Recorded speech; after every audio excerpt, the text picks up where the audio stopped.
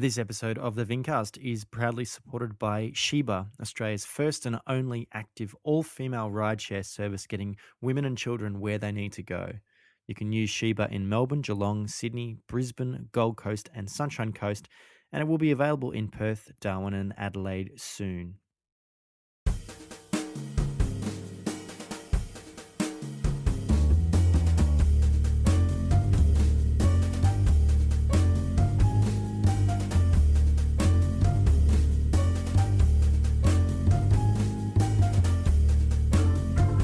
On episode 128 of the Vincast, I chat with Rory Lane, a modern pioneer of garage winemaking for his brand The Story.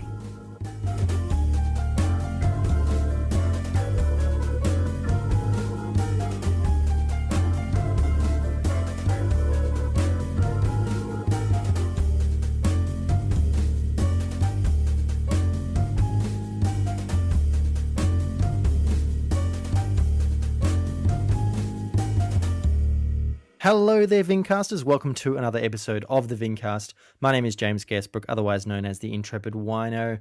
And the end of the year is rapidly approaching once again. We're heading into festive occasions. Hopefully, we will all be having the opportunity to drink some great wine, particularly some wines that are being made in Australia. I do hope the podcast has given you some inspiration and introduction to some great wine being made here in Australia, particularly by this week's guest. And I do hope you support local wine producers, your local wine bars, restaurants, and wine shops. But I'm really, really excited for tonight. If you're listening to the episode when the day comes out, which is the 5th of December, to introducing you to the first ever live episode of the podcast. The Vincast Live will be streaming on probably Facebook Live, so please make sure you're following the Intrepid Wino on Facebook. And if you can be there in person, fantastic. There are still tickets available. There'll be a limited amount available on the door, so please, if you can, book ahead. At Noisy Ritual, 6:30 p.m. doors will open for a 7:30 p.m. start. I can't wait to introduce you to my co-host, Nevena Spirovska, who also hosts the Quickie podcast. She's a wine enthusiast herself. And Dan Buckle, former guest on episode 67, I think. And Ben Rankin, guest on the most recent episode of the podcast. We'll all be talking about what are the right, in inverted commas, great varieties for Australian wine. I'm super excited. Make sure that you, if you can't be there and you miss out on the live stream, the podcast episode will be available here on the Vincast. Have a listen in and you'll find out, hopefully, that everyone has a great time. There will be some wine tasting as a part of that event. So I'm really excited to see you all there, or as many of you as possible, I guess. So as mentioned, I've got another fantastic winemaker on this episode, Rory Lane, who actually was my kind of advisor for my wine this year, 2017 vintage. Rory Lane, he has his own brand, The Story, and has a great reputation and following for his wines. But he also makes the wines at the Craft & Co farm down at Bangholm, which is the Melbourne side of Frankston, which is where I made my wine for this year and will for next year. And he was a really amazing help for me as a still relatively inexperienced winemaker. So it was great to actually sit down with him and find out more about his story. I do hope you enjoy our chat. Please do stick around till the end to find out how you can get in contact with myself and Rory. But until then, I'll see you on the other side. Rory, we are sitting on a glorious afternoon here at the Craft & Co winery out of Bangholm. And we're here to chat. And so thank you very much for making some time to be on the Vincast. Pleasure. I start every episode, as my listeners would know, by asking my guest if they can remember, was it a particular incident, an experience in your life that made you take more notice with wine, or did you kind of gradually find yourself working with wine and you found yourself very passionate about it? I think there's always a couple of wow moments, but the start for me was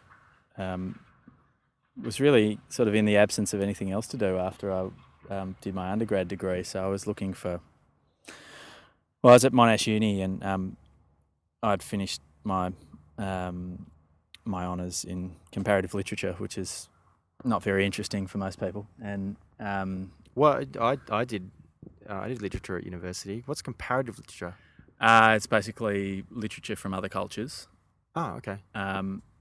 Or from other times. And there's also an element of critical theory thrown into it as well. Right. Cultural theory and critical theory. Okay. Yeah, so it's kind of literary theory plus things like, you might study, in particular, Asian travel writing, or wow, okay. or well, not that I did, but I did. My major was in ancient Greek literature, so like Greek tragedy and those sorts of things. Euripides and Sophocles, yeah. Oh, wow. Okay. Aeschylus, those guys.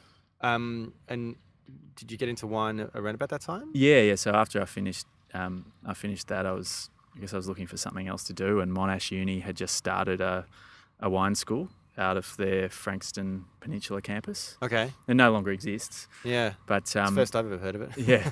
So I started that in about 2001, I believe, and did it they offered it as a master's course. Mm-hmm. So I did wine technology and marketing down there for part-time for 5 years. Did you think of that would be something as far as a career? No, not really. I think at the time I was just looking for something else to try, and thankfully university was a lot cheaper and more accessible back then. So I thought, I'll give it a go, and I like wine, and my family's not involved in the wine industry at all, but always had wine around the table. And so I thought, yeah, I'll try this. It sounds interesting. And then it wasn't until I went and worked in wineries, which I tried to do really quickly. I went overseas and worked in Oregon for a couple of vintages in the early 2000s, and that was where I sort of fell in love with it, because it was mainly to do with the fun of vintage. Yeah. Like vintage is great fun, especially when you're 23. Yeah. And the sights and the smells and the hard work and the working in a team. Yeah, working with good people and drinking lots of great wine. It just seemed like a bit of a wonderland. Being away from home, yeah, in a strange country. Was that part of the reason to go and seek work overseas? Because you had done the study, you could go and get a job overseas. It's like, this is a nice opportunity for me to get away. Yeah, definitely. It was a good way to travel. And earn some money at the same time. Not a lot of money, mind you, but enough to support your travel. Yeah, that's right. And it just seemed like a nice little chunk of time, a vintage 3-4 months tops. Sure. And it was that first vintage in Oregon, I think, that I had so much fun. I thought, this is for me. Was that in the Willamette Valley? Yeah. I worked for a vineyard called Adelsheim Vineyard. Yeah. So they're I've been there. One of the older ones. Cool. In the region. Yeah, lovely people. And actually, I had the winemaker as a guest on the podcast previously. Oh, Dave Page. Yeah. He's been there for forever. He's a lovely bloke. Yeah. So I worked for him in 2002, and then in 2003 I worked for another company called A to Z Wineworks. Yep. Which was then both, tiny. Both imported by Steve Norton at Pinot Now. That's right. I was kind of involved in that, in setting up some of those. Oh, there you go. Okay, interesting. Back in the day. Interesting. He certainly set me up with quite a few appointments in the Willamette, which is great. Oh yeah, and it's a beautiful part of the world. It is, and I love Portland. Yeah, and cool, being so close to Portland, I could see myself living there and even commuting out. Yeah, well, it's only 45 minutes or so from Portland, and Portland's a nice sized town, and it's a great cultural city, and there's good eating, good drinking, great music, good people. Yeah. And certain things are legal there that aren't legal in other states in the US, or in Australia for that matter. And so between those two vintages, did you travel or did you come home? Get some came home. I travelled for quite a while, and then came home and worked vintage in Australia. Actually, that would have been start of 2003. So yeah, I was working in a little wine shop. Well, not a wine shop. I was working in a wine shop doing retail stuff, but I was also working for a company called Australian Winemakers, who are now the guys behind the Craft & Co. Right. And they had a little winery equipment store in North Melbourne, and I used to work there helping backyard winemakers. On Victoria Street? Yeah, just on Peel Street, right near the corner of Peel Street and Victoria Street. Yeah. And so, I worked there for 2 or 3 years as their kind of in-house winemaker, running a little lab there. Technical consultant type thing. Yeah, but really it was just backyard winemakers coming in and Sure. showing me little jars full of crappy wine. Like backyard brewers or something like that. Yeah, that's right. Okay. A lot of Italian and Greek migrants and Eastern Europeans as well, who had brought the concept of making wine from the old country, and they were buying grapes in from God knows where and making bathtub wine and trying to get me to fix it. Yeah. Okay. Right. That must have been a pretty interesting experience.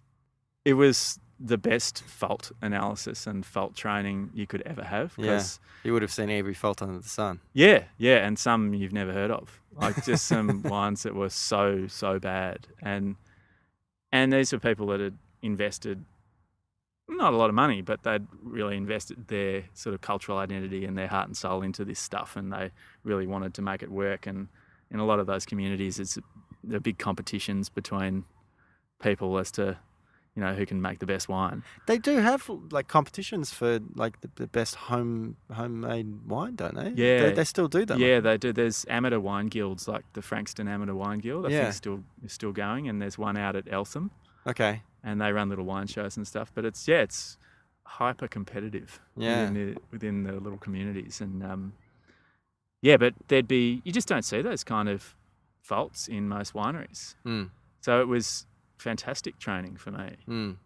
Because even in your studies, you would have learnt about faults, but from a commercial perspective. Yeah. Like not from a homemade. It's like, I've never even seen that happen before. I can't even imagine how that happened. And often the fault analysis you do in wine school are doctored samples. So it'll be, the smell of Brettanomyces that's been added to a sound wine, as opposed to they add smoke taint to a wine. Yeah, that's right. As opposed to it just being there because the wine is spoiling. So lots of weird VA, incomplete fermentation. I'm pretty sure most wineries wouldn't want to admit they've got a fault, rather than saying, "Oh, I've got a barrel here that's full of Brett. Does anyone want it for a uni analysis?" Yeah, that's right. I reckon that. Without meaning to, that was sort of critical for my early winemaking. Okay. So where did you head sort of next in your journey? I was pretty much straight into making my own wine. Really? Yeah, okay. I wanted to do it. Was there much of that going on? Were there many kind of startup wine brands at that time? Not really. Certainly not people that were living in the city. I'm sure there were lots of guys who were either had family, out in the Yarra Valley or Mornington, places like that had access to vineyards and who lived in and amongst it, who were starting their own thing. But I didn't. Who might have been employed by a winery and then said, "Oh, I'm going to just do a bit of this on the side." Yeah, kind of have a corner of the winery kind of thing. Yeah. But at that time, there weren't a lot of, I guess, true startups that were from scratch, that were just saying, "Oh, I want to buy some grapes and make it in a garage." Right. Unless they were like amateurs, like the kind of guys I was dealing with. Where it's not for sale, it's just for consumption. Yeah, that's right. So first vintage was 03. Me and a mate did that, and then he moved, and then 04 was the first vintage I did from Grampians grapes. Right. And I'm still dealing with the same vineyards now. So what made you want to, rather than go and work for, become a winemaker for another business, for an employer, what made you decide that you said, no, I'm just going to do this my own way, and I'm going to start something from scratch? It must have been pretty daunting. Yeah, no, not at all. No? I was 23. I didn't care. Why not? You're full of piss and vinegar. Pretty much, yeah.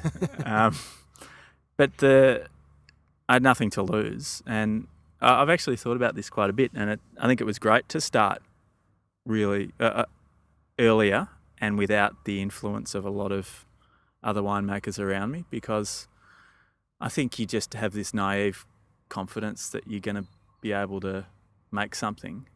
You're sort of young enough to know, well, if it fails, I've still got plenty of time to find something that's going to work. Yeah, Rather exactly. than like having a family and a mortgage, and say, well, if this fails, then we're in a bit of trouble. Yeah, well, it's not just you that is failing, then, is Yeah. it? It's it has an impact on other people. And Yeah. But back then, at that age, all I had to do was scrape enough money together to buy a couple of tons of grapes and then a couple of old barrels and a couple of open fermenters. I think the outlay might have been, I don't know, $5,000 or $6,000 or something like that. It wasn't heaps. Mm-hmm. And you can afford to lose at that stage. And so I had an idea of what I wanted to make. So what influenced the idea that you had? Well, what was the idea that you had? Well, the real idea came from working in Oregon, really, and it was from microbreweries. I wanted to have a little urban winery somewhere, and even small batch brewing was pretty unknown in Australia. Well, not unknown, but it was. There weren't a lot of microbreweries in Australia at that time. Certainly in Oregon, Portland in particular, that was fairly well developed at that point. Yeah, it was. It was kind of one of the hubs of microbrewing in the States, and probably worldwide at that stage, other than, historical tradition in Europe, in Germany and the UK and places like that. But as far as sort of New World brewing goes, then Portland was certainly one of the important places. And I was just blown away by the diversity and the ability to kind of go out and break the rules and have crazy packaging and have fun with it. And all these small breweries were quite successful, and there were breweries that were in the middle of town in Portland. And I thought, well, why can't you do that with wine? And maybe there were people doing it. I didn't know of any. And again, that's where being 23 and not knowing any better comes into it. You just go, why can't I do this? I can have a go at that. Yep. So in 2004, I just did it. I rented a little factory in Cheltenham and started making wine there. What was the factory set up to do? Was it it's just suitable? A concrete floor. Okay.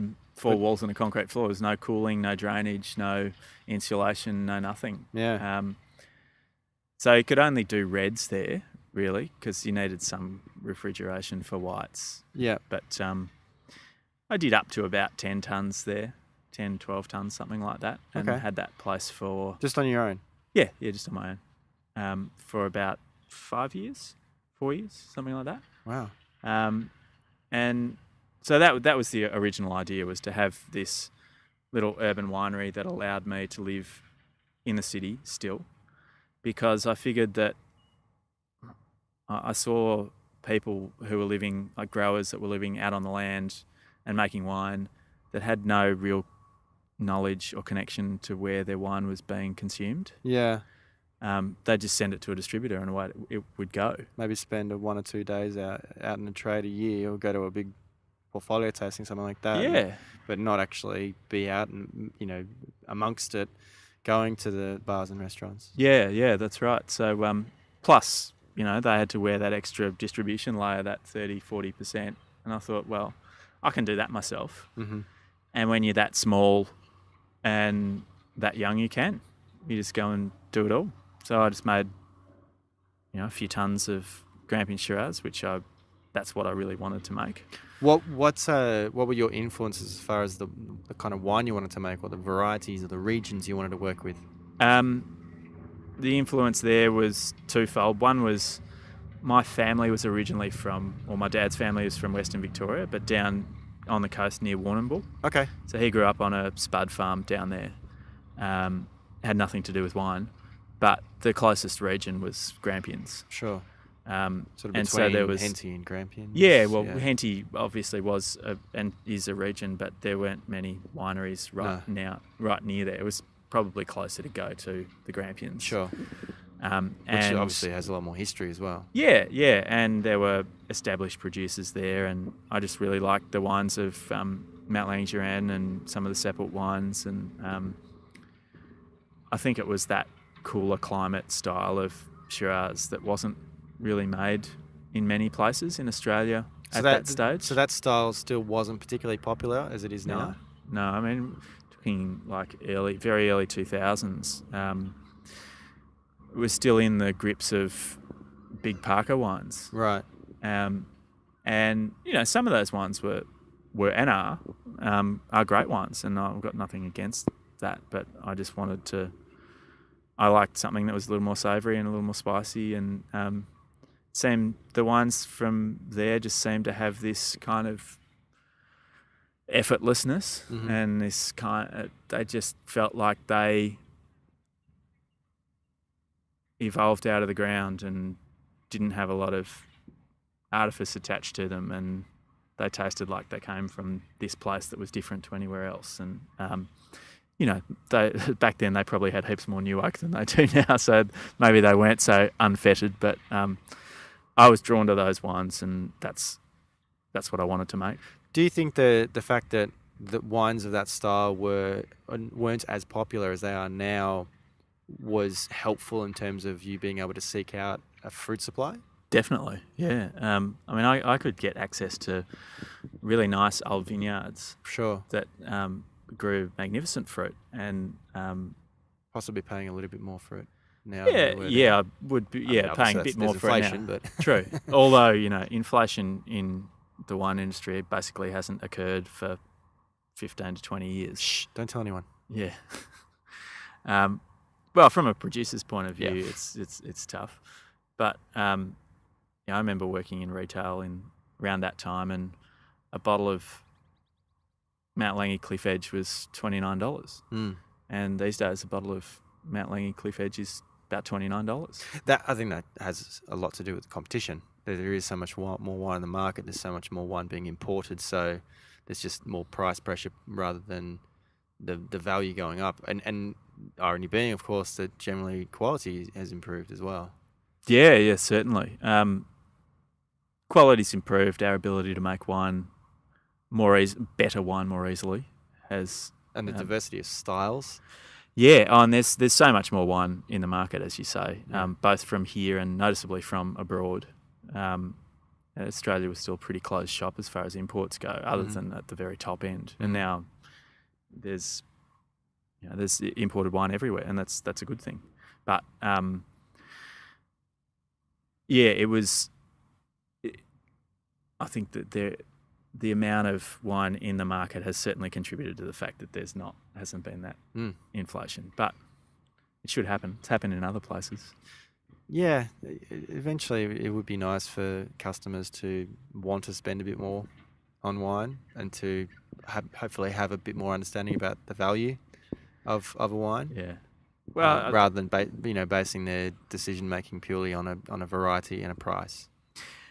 Yeah, it depends on. There's a huge spectrum in wine. There is some wine that is just a basic commodity. It's cornflakes. Like you go and buy a bottle of wine because you just want to drink and you don't want to think about it. Yeah. And there's a place for that. It's an interesting overall category in that respect, because there's stuff that's incredibly status driven and incredibly where price is not a factor. And then there's stuff where absolutely price is a factor. Mm-hmm. And you got to kind of navigate your little niche within that. Yeah. Bringing a product to market and kind of making decisions like pricing is pretty complicated, because you kind of have to think long term. Was that something quite challenging when you brought has it always been the story? Yeah, it has. So when you brought the first wines from the story to market, yes, was that an interesting experience? Depends how much guts you've got. I think it's difficult to be taken seriously as a young new producer, bringing out very expensive wines with no pedigree. No in inverted commas. But some people are able to do it, and good luck to them. I think I was wanting to sell my wine so that I could get some money back in the door, so that I could keep doing it. And the safest way to do that was to make them affordable. Mm-hmm. And I knew that my market realistically at that stage was friends and family and basically people my own age, and they weren't going to spend $50 on a bottle of wine. No. When you're 24, you might spend $50 on a slab, but not on a nice bottle of wine necessarily, unless it's for a very special occasion. So yeah, you might get like a really nice bottle of scotch, but you know that's going to last a while. Well, hopefully. Depends on how big a night you're having, James. Yeah. So yeah, the pricing decision was a pretty simple one. It was, who am I going to sell it to? What can they afford? How am I going to make a reasonable amount of money? The margin that I needed to make was probably less than what I need to make these days because the cost layers were less. Cost of living is a bit different now. Yeah.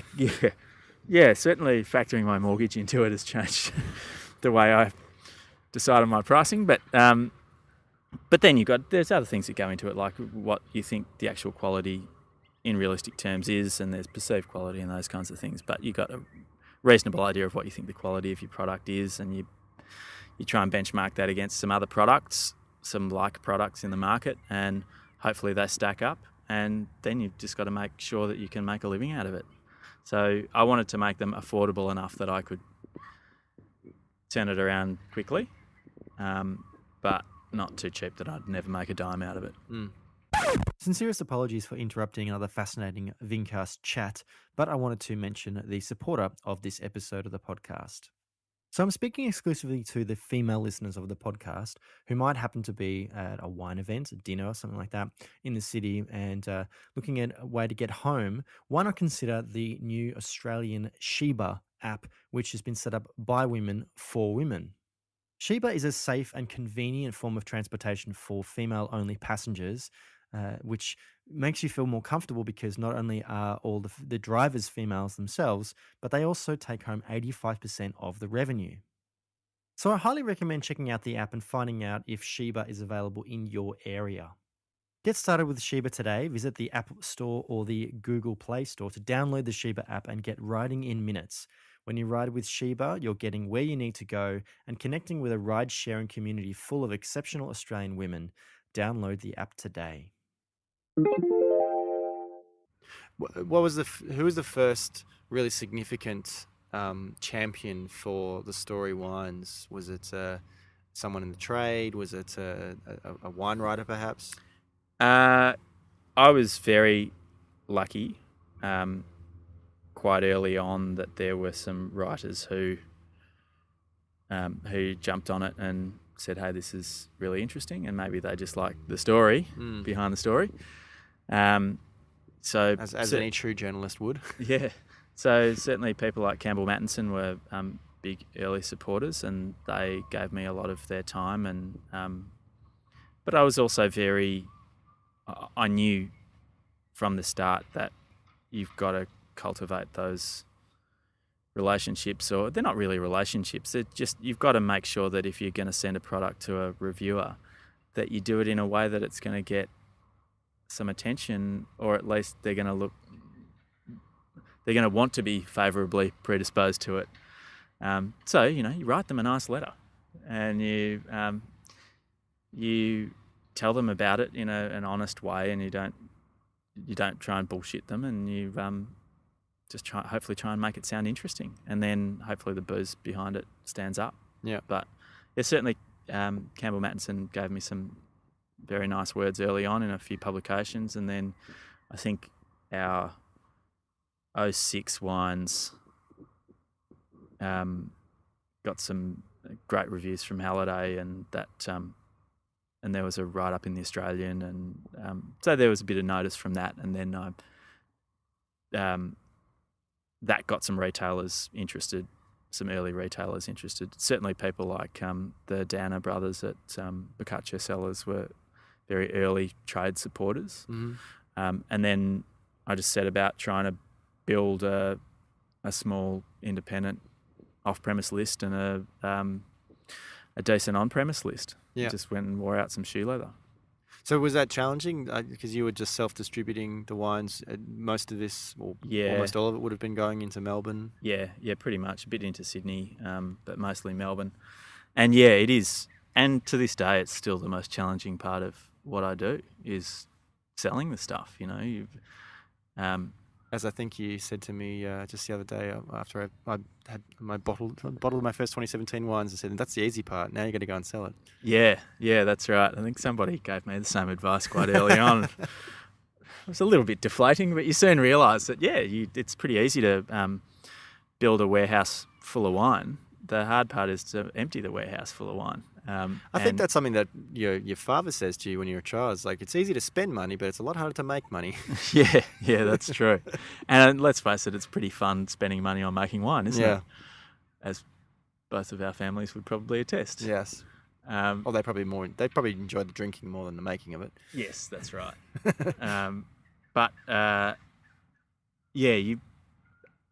I think as the early part of my brand and my wine journey, for want of a better term, just putting your face in front of as many people as possible and trying to be sincere about it is probably the most important thing you can do. Mm. What was the significant event that allowed you to take the story to the next level and look at, dramatically increasing production and looking at, engaging with distributors and potentially looking at exporting the wine? Was it something that with you, or was it a little bit markets? There's or a combination? I suppose a few things have to fall your way, or you have to have some successes in order to keep going, and you have to have people that are willing to support you and buy into what you're doing, figuratively and literally. But really, it's pretty simple mathematics.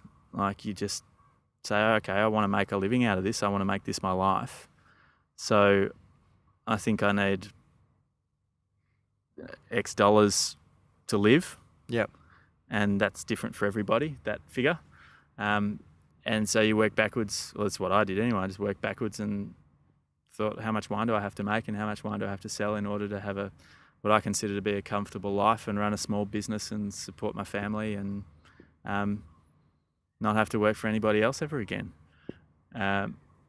So I knew right from the start that I wanted it to be my own.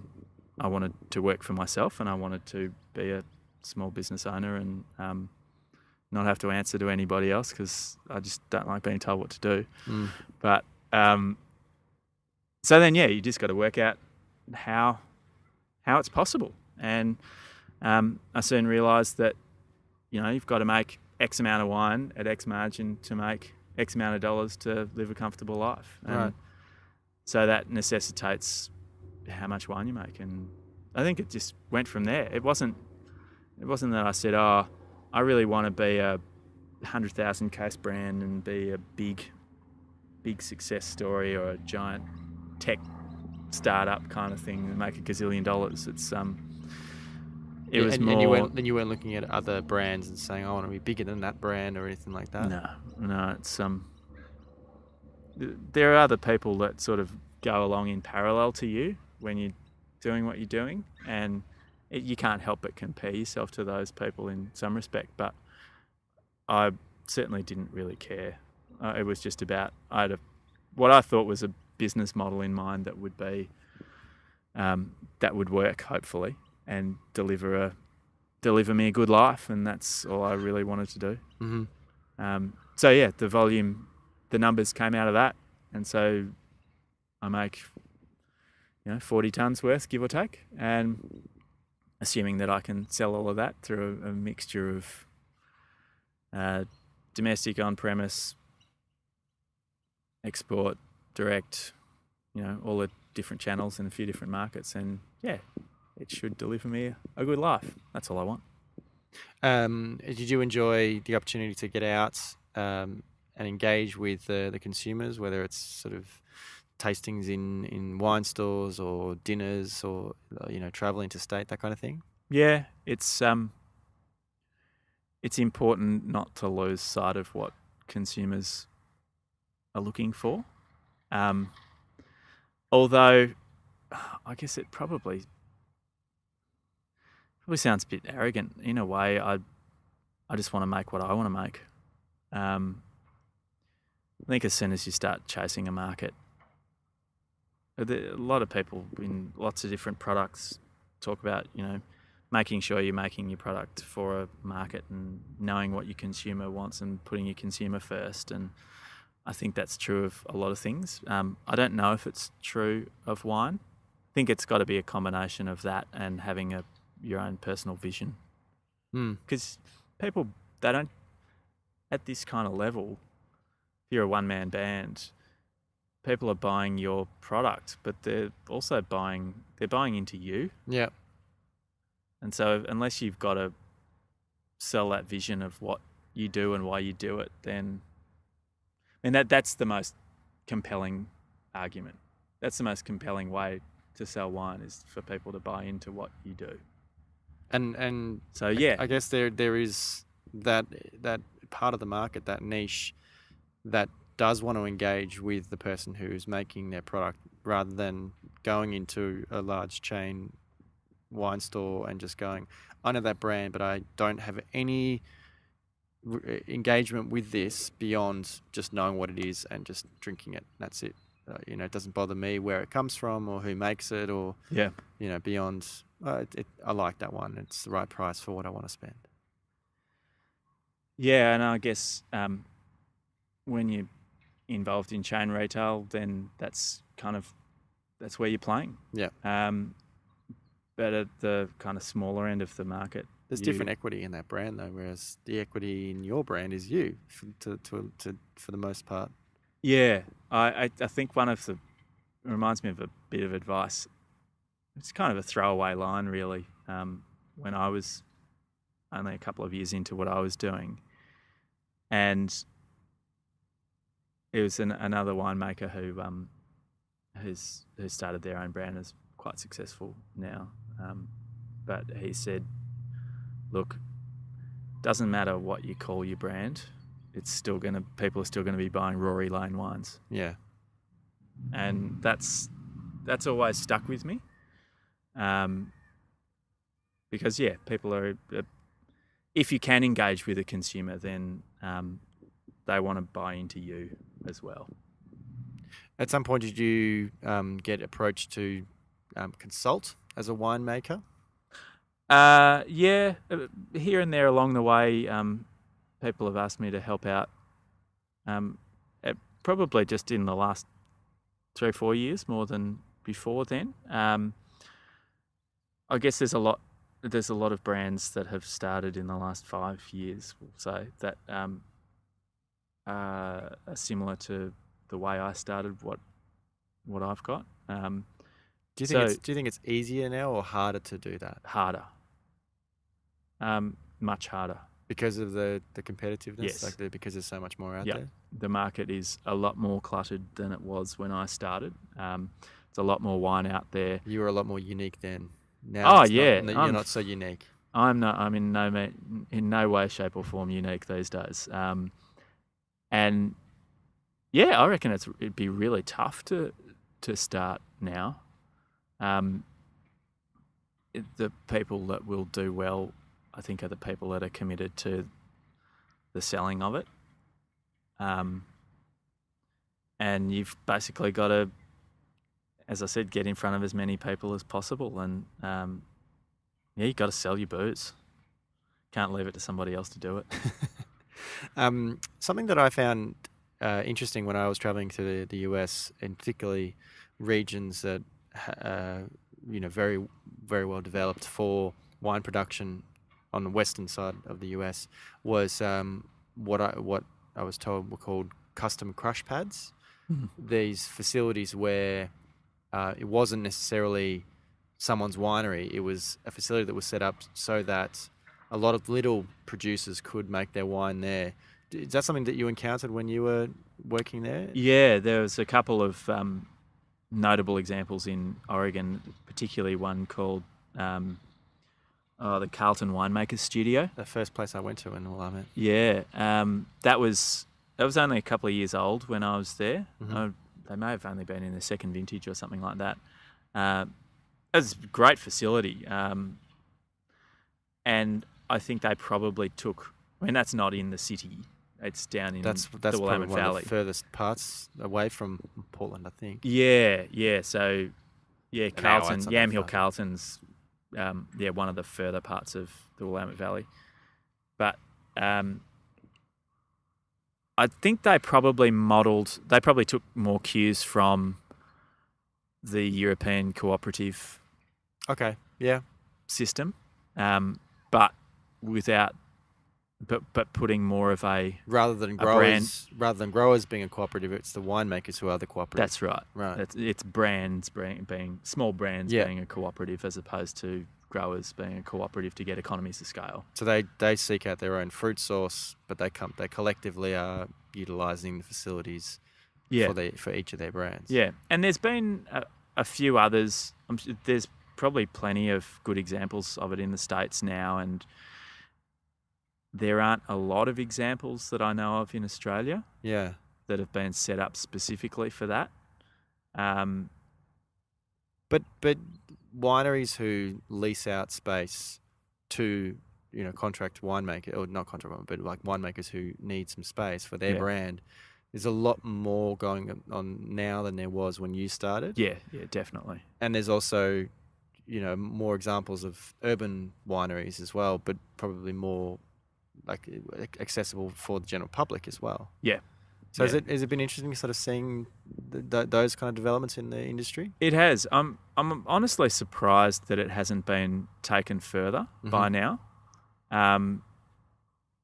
There's certainly difficulties getting an urban winery up and running. Permits, councils. I think breweries have been a lot more successful than wineries have been. Sure. Probably because they need a little less space. Yes.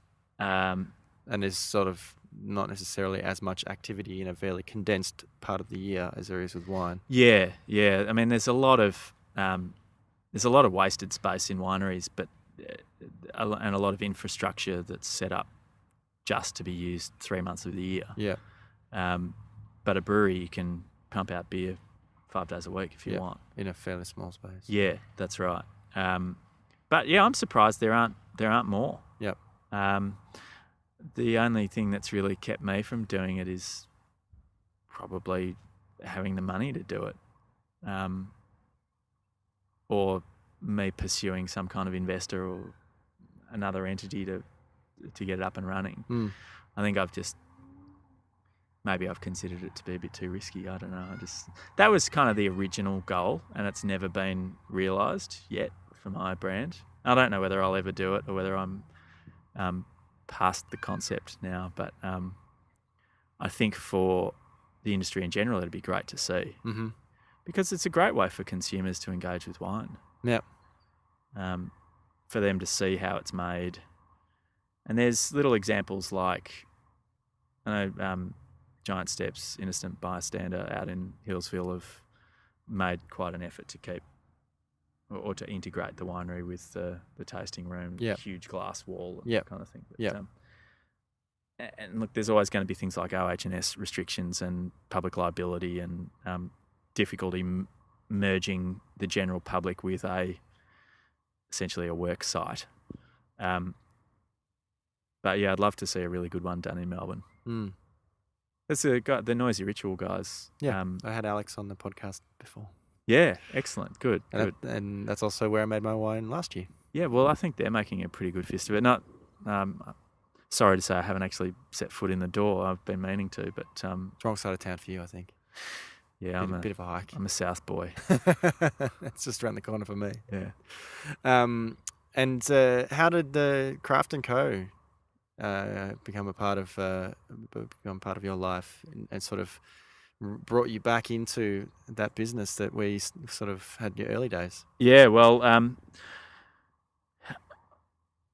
suppose the best answer to that is to look at the trajectory of urban wineries, because I did have my little winery in Cheltenham, which was kind of in a light industrial area of Cheltenham, and it's just a tiny little warehouse space. But I very foolishly went to the council and told them what I was doing, and they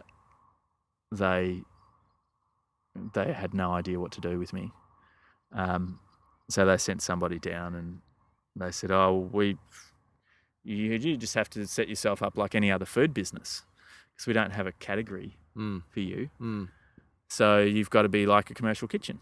So they were going to get me to rip up all the floors and seal all the walls and do all of this stuff that for my my size and my bank balance was just not going to allow. So I just said, stuff it, and I moved out. And at that time, I had a friend who was and still is the assistant winemaker at Crittenden Estate. And they were leasing this great winery building here at Banghome, which is in the far southern suburbs of Melbourne, kind of near Chelsea, for the listeners who have no idea where Banghome is, because most people don't. And I'd be surprised if most of them know where Chelsea is. Yeah, well, if you sort of follow the bay around past Beaumaris and keep going, it's kind of down that way before you get onto the Peninsula Freeway. Right. And there's so they were making their Mointa Peninsula wines up in town, so to speak. And they said, "Oh, you can move in with us. We got a bit of space." So I started making my wine here back in 2009. And I've been here ever since. And the Crittenden guys built a new winery down at their vineyard in Tremarna, which is a lovely new space, and they've got a great tasting room and stuff now. And when they moved out, I remember talking to the guy that ran Australian Winemakers, Paul Baggio, and he and I had discussed building a winery to showcase his winemaking equipment, like a working winery, so that people could come in and see how all the gear worked. And we'd talked about that 10 years ago, and so I called him up and I said, "Hey, the lease is available on this place. You still want to do that?" Yeah. And in the intervening years, he had embarked on the Craft & Co. concept in Collingwood, of having a little, essentially an urban distillation and brewery centre. And he said, "Yeah, well, this would be a great accompaniment to that. It'd be the winery aspect of that whole kind of urban beverage production concept." Yeah. So yeah, he took the lease, and I run the winery now, and I make some wine for him and for the Craft & Co. And I make my wines here, and then there's some other clients like you, James, who make their wines at Craft & Co. and Rouleur wines from Yarra Valley, Matt East, and Out of Step Wine Co. as well. And yeah, it's a cosy little family now. Works really well. Yeah. Well, I certainly had a fantastic experience this year making the wines, in collaboration with yourself and the other guys. It's like it made me think of that concept of that custom crush pad, the Carlton Winemaker Studio, where you can do your own little project, but you share it with someone else, and you taste each other's wines, and you talk about them, you talk about what you like, and maybe how you might kind of finesse something. So I kind of like that element of it, and I think that helps in general as far as wine production. So I guess in that kind of section of the wine industry, as far as small producers and people that are doing their own little brand, I like that kind of the way that they get together, whether it's at festivals or just out in the regions, and they just share stuff. They have a meal together and share wines and talk about their influences. So I love it. And obviously there's a fantastic sort of cellar door here as well, and they do some great food. It gets pretty busy. So it's an opportunity for people to get down and taste the wines that you've been making for a few years now. Yeah, look, the place is going ahead in leaps and bounds. Rapidly developing. Yeah, we're looking out over the gardens and the chook shed. So there's chickens here, and there's going to be livestock here as well, both to run in the vineyard to keep the grasses down, and also to eventually end up on the plate. Yeah. So it's a funny little oasis, a kind of rural oasis in the middle of the city. Yeah. But it is really beneficial. You're talking about having that collaborative approach and being able to talk to other winemakers about how you make your wines and getting their input. And I often think of, like, when you run your own businesses, all of the people who are making wine here are, it can be a bit isolating at times, and you can spend a lot of time gazing at your own navel and working on your own stuff. And it's nice sometimes to be able to bounce ideas off other people and get that input. And that's something that I hadn't had for almost 10 years.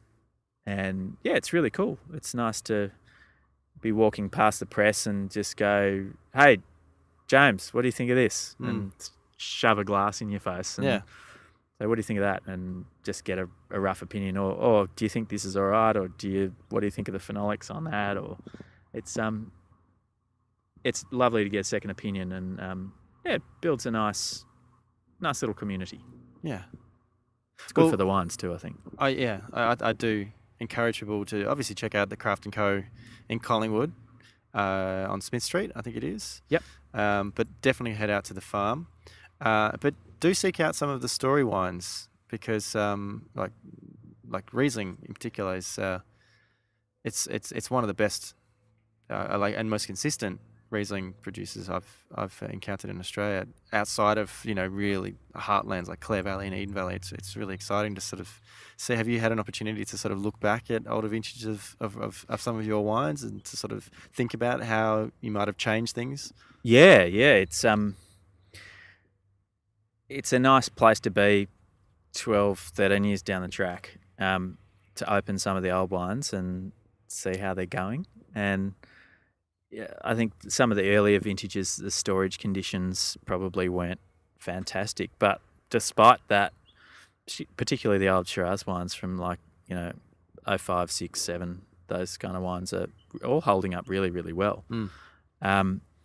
The older Rieslings, I only really started making Riesling in 11, and that was, as a lot of listeners will know, was a incredibly cold, wet vintage. But gee, that's looking pretty smart, that wine, that 11 Riesling, Henty Riesling. And it's a lovely thing to be able to do, to pull out an old wine and share it with someone and say, "This isn't looking too shabby, is it?" It is a nice point of satisfaction. On the other hand, of course, you get the old one and you go, "Oh, gee, that's well and truly past it." Yeah. Glad I don't have any more of that sitting in the warehouse. Yeah. By and large, they've held up well, though. I can't complain. Awesome. Well, look, it has been great to hear a bit more about your background. If people want to find out more information about the story and all the Rory Lane wines, websites, social media accounts. Yeah, thestory.com.au. Socials are Story Wines. So Instagram and Twitter and Facebook, you'll find me. Fantastic. Well, I'm looking forward to next vintage and tasting more of the story and the Craft & Co. wines. Yeah, bring on vintage 18. And thank you, ladies and gentlemen, for joining me on this episode of the Vincast. I have been James Scaresbrook, otherwise known as the Intrepid Wino. Thank you also to Earbuds, the podcast network, who are supporting me significantly and helping me run the Vincast live tonight. I'm really excited to be part of the network. And thank you, of course, to Sheba for sponsoring this episode. Please do follow me on social media, on Instagram, Facebook, and Twitter. I'm at Intrepid Wino, and you can follow the podcast on Twitter at the Vincast, and you can follow Vino Intrepido on Instagram at Vino Intrepido. I'd love for you to come and check out my YouTube channel, Intrepid Wino. There's lots and lots of videos of tasting wines. Also, you can see some of the fun things that I did at the Craft & Co. farm this year when I was making my wine under the Intrepid winemaking section. And please do subscribe to the channel and leave a comment on some of the videos. I'd love for you to check out the podcast on iTunes, Stitcher, Player FM, Podbean, Spotify, possibly, iHeartRadio, lots of different ways you can subscribe to the podcast, which means you get the newest episode as soon as it becomes available. And also, I'd love for you to leave me a rating and a review. It does help out significantly in terms of providing great feedback, but also reaching a bigger audience. Of course, you can find all the information on my website, intrepidwino.com, and you can find ways of getting in contact with me there, and also check out some of the writing I've done in the past. But guys, until next time, bye.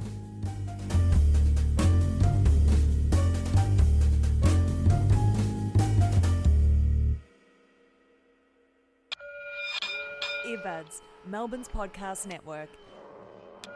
earbudsnetwork.com